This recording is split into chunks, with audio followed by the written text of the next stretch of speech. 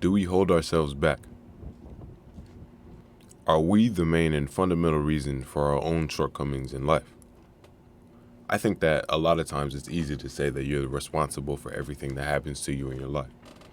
However, one must, come to the realization that there are some things that are out of our hands. But we have to do ourselves a service in realizing that it has to be out of our minds as well. If it's not within your hands, then it should not be within your mind. I think that we hold ourselves back in many ways, whether that be in terms of our expression, how we treat others, how we treat ourselves. I think a lot of our lives is spent in reference to something external rather than, in reference to who we are. And that's why I feel like we're holding ourselves back. I mean, how can a person truly not, push themselves forward when they're focused on everything else that's in front of them? Too focused on what's behind you to take any steps forward. Not to say that you shouldn't reference the past or you shouldn't reference things that have happened to you. But I think there comes a time where you must realize that, the only person or the main person who's going to be here for you is you. And most of the opportunities that you have are going to be funneled through you. So it's up to you to make change. Now, it's easy to get muddled up in what goes on in the daily dealings of our lives, but with the realization that you only have one, you realize that you should be there for yourself. You should try your best to,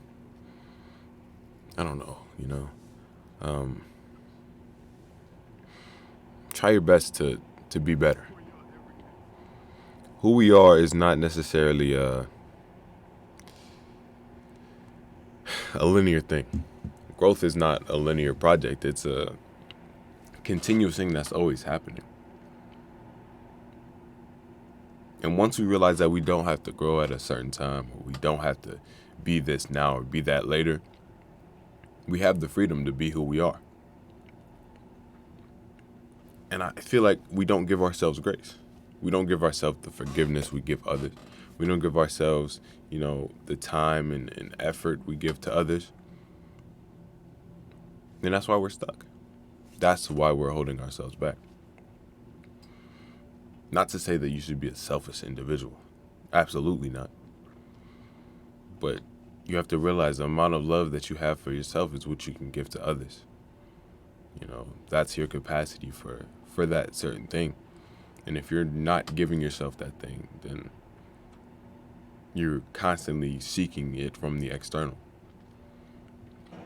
And the problem with external validation, external stimulus in that sense is the process is the house.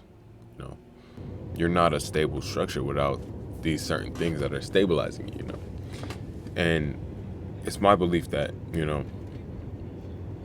a person's truly made when they're able to stand up without any props. When they're able to be themselves without reference. And to be the self without reference is a crazy thing to think of in my experience. I don't even know how to fathom it, but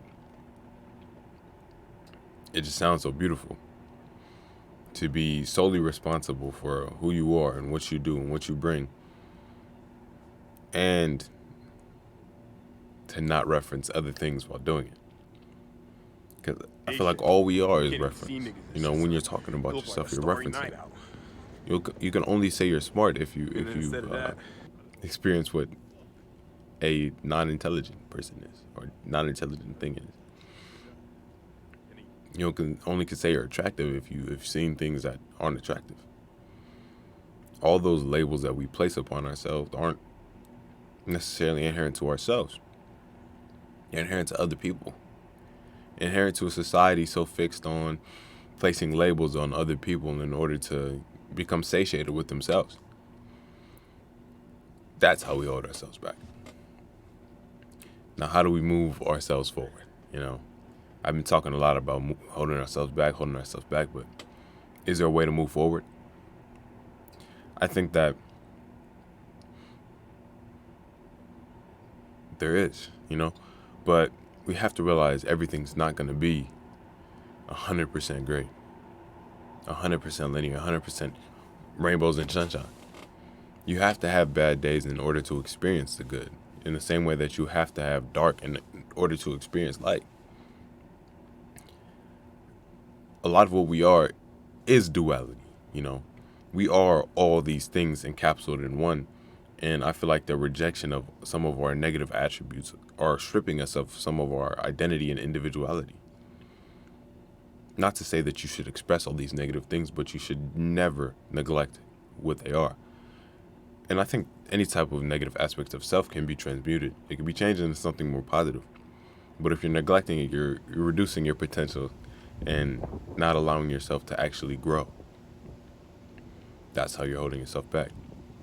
So to move forward is to strive for definition for yourself. Don't let yourself be dictated by things that aren't really within your capability. Like, we all have paradigms when we grow up. We all have, initial impressions of ourselves, and we act in ways that benefit that first prescribed identity. But once you get to an age where you can, prescribe yourself a second self, then you have to do it. And in doing this, you must realize that you're the one who has to do it. It's hard to, judge yourself internally from people who can only view you in an external way. The mind and everything that's within it is very hard to, get into another person's, Like, you can understand people, and I think you can get very deep and get to know what's in someone's mind, but the first person you should try to get into is yourself. A lot of us hardly know who we are.